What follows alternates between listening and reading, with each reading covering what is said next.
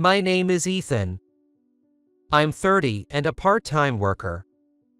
While people my age are getting married or promoted, climbing the ladder of life, I'm still on the same step. I know they look down on me as pitiful, but I'm actually satisfied with my life. If you put in the shifts, being a part-time worker can sustain a man living alone. I haven't had a girlfriend for years, and I don't have many friends to talk to at bars, but I'm not struggling. Also, I have a hobby, chess, and I often spend my days off at the chess club. So, you see, I'm actually quite busy in my own way. I don't find this lifestyle lonely. In fact, I'd like to live this way for the rest of my life. I thought I didn't want anything more. My life, however, takes an unexpected turn. It happened on a weekday off. While I was at the chess club, playing games and chatting with friends during breaks, we were watching a TV show. While watching a familiar celebrity doing a food review on TV, John, who is 4 years older, said to me, "By the way, there's a new restaurant near the station. They're hiring opening staff, and there's even a chance to be promoted to full-time." "Really?" John went on to say to me, who was not very interested. "The pay's pretty good." "Oh, really?" "What's with you? Aren't you the one who was complaining about the low wages at your current job?" "True. Both the convenience store and the video rental shop where I work pay minimum wage. I sometimes wish the pay were better, but honestly, learning new things feels daunting, and realistically, I wasn't planning on changing jobs. No, I was just complaining. I'm not seriously looking, and a restaurant job's not for me." "Why not?" "Well, you know, the restaurant would never hire such a 30-year-old part-time worker like me." "But you know." "John and I have been friends for over 5 years, and we're particularly close at the chess club. He knows me well, which is why he speaks to me like this." I appreciated his feelings, but had no intention of accepting his suggestion. "It's okay. I'm fine with my current job." I cut off John and went to watch other friends' games. However, a week later, I ended up interviewing at that restaurant. Because John had taken my resume there without telling me. I couldn't believe someone else had given out my resume at first, but since an interview was scheduled, I couldn't just skip it. Having been an interviewer at my current job, I know how annoying cancellations are. And deep down, I think I was actually curious about the restaurant. Because it meant something special to me. On the day of the interview, I put on a suit I hadn't worn for years from the back of my closet, and headed to the restaurant, feeling a bit nervous. The man who greeted me was around my age, dressed in an expensive suit.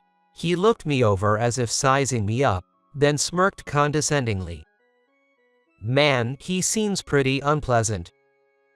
Despite feeling uneasy inside, I tried not to dwell on it too much since I was the one being interviewed.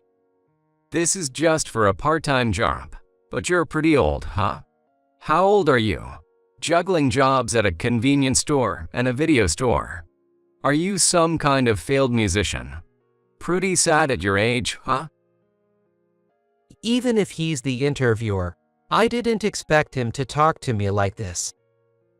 From his attire, he appeared more like a corporate executive rather than someone involved in cooking, and to be honest, I was quite annoyed. I managed to get by with as polite a smile as I could muster. But I shouldn't have to work under someone so arrogant.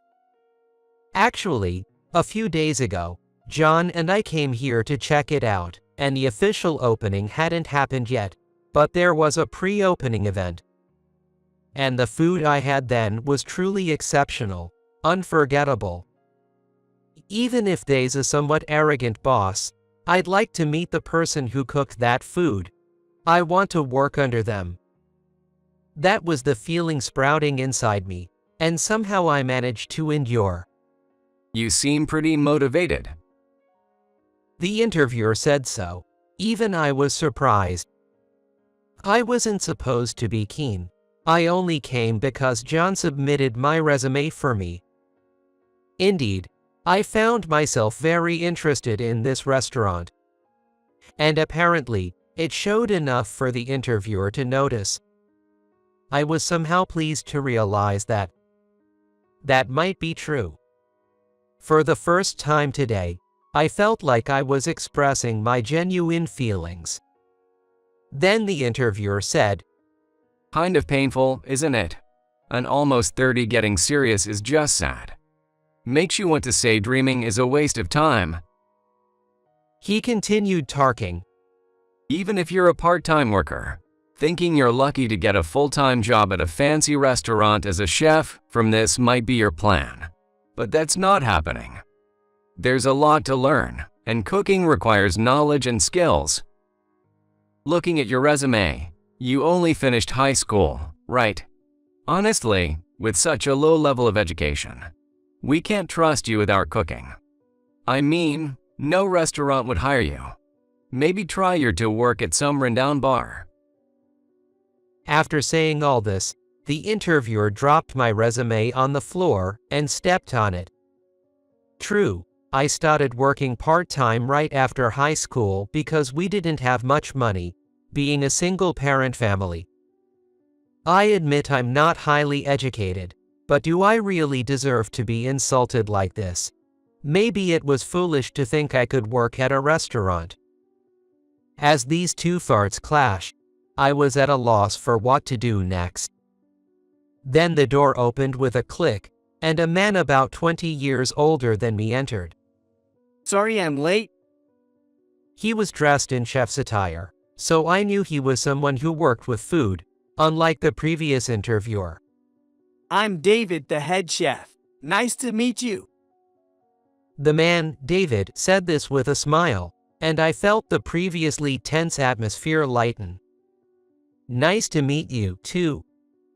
I felt a sense of relief deep down. Then the interviewer said with a laugh, Wait, David, were you supposed to come in for the interview today? Then I guess I wasn't needed. Well, it doesn't matter anymore. This guy's not getting hired. Not hired? I guess it's no surprise. I can't agree with his attitude, but it's probably just how it is. Just then, I'm sure you promised that the employees would come in for an interview, but that you would leave the hiring decisions to me in the actual field. David, likely in his 50s, chose his words very carefully, and just from that, I could tell he was a man of high character. The interviewer was still sitting back arrogantly. I guess you'd end up with the same result. Being a low-educated 30-year-old part-time worker, hiring him would just be a waste of money and effort. Whether he heard those words or not, David started looking through my resume. Then he asked a question. You have 7 years of experience working in a restaurant after high school, right? Yay, I saw that, but it's an unknown place, right? He was probably just washing dishes or something. The interviewer dismissed. David ignored him and looked me straight in the eyes, clearly waiting for me to speak. That's when I finally opened up about a past I had sealed away. Yes, that's right. When I was young, my mom and I often went to a local restaurant. Though we only went a few times a year for special occasions, it became a precious place for us. After high school, while I was looking for a job, the head chef there, Luke, offered me a position, and I started working there at 18. I was just a kid who knew nothing, but Luke taught me everything from how to hold a knife over those 7 years. Yes, I trained under Luke, whom I adored, dreaming of one day opening my own place. But one day, I slipped and Luke caught the knife I dropped, injuring his arm so badly he couldn't move it anymore. A chef's arms are everything, yet I took that from him. Luke just laughed it off, saying it was about time anyway. But I couldn't forgive myself. His skills should have been preserved over someone like me. Since that day, I stopped cooking. I felt so guilty, I couldn't face him, and ran away. Maybe I really don't deserve to cook anymore. I couldn't help but come here because John pushed me, but I took Luke's arm and ran away, and there's no way I'm going to cook now. Talking about it out loud made me realize this. I'm sorry. It seems I shouldn't have come here. I came with half-hearted feelings, and I apologize for that. As I apologized, the interviewer said, That's right. You're out of place here, spilling your sob story all of a sudden. What did you even come here for? Know your place and just go home. I was about to leave the room, feeling the sting of his words. Then, How do you think I knew that place was a restaurant just by the name? indeed, the restaurant's name was very simple, could have been a cafe, yet he knew right away. You mean you knew the restaurant? I asked, suddenly realizing. Exactly. That restaurant is my brother's place. David revealed something unexpected. Luke's brother. Yep, we don't really look alike, but the love for cooking definitely as strong between us brothers. Feeling a connection to Luke, whom I thought I'd never see again, brought a tear to my eye. Here I am, running away, yet selfishly emotional about it. And I didn't know how to face David, his brother. Then, as I was overwhelmed with self-reproach, David said to me, Don't be so hard on yourself anymore. Big bro is still maintaining cooking, so don't worry. What? That cooking fanatic wouldn't give up so easily. He's been rehabilitating hard, and though he's slowed down a bit, he's still running the restaurant with energy. His words brought me a great deal of relief, and before I knew it, tears were falling down the cheeks of a grown man. He talks about you quite often, wondering how you're doing, and if you're still cooking. It's up to you where you want to work, but I hope you'll show your face around sometime. Those warm words were the last straw, and my tear ducts completely gave way. It was an emotional moment, hardly what you'd expect at a job interview. Then David added one more thing. I always appreciate the support from our staff, but I'd be troubled if we let a highly capable person with 7 years of experience slip through our fingers. It would help if you could be a bit more discerning. The interviewer, at a loss for words, clicked his tongue and left the room. Turning back to me, David said, I'd like to work with you. Of course, the decision is yours. A year later, I am working at David's restaurant. It turns out the food that John and I were so impressed with during our visit was indeed David's cooking, and I am learning the skills day by day through observation and practice. Convenience store and video store jobs.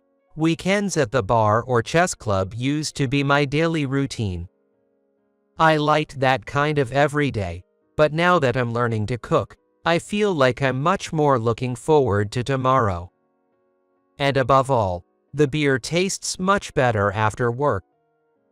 I really owe a lot to David for changing my life like this, and to John for giving me that push.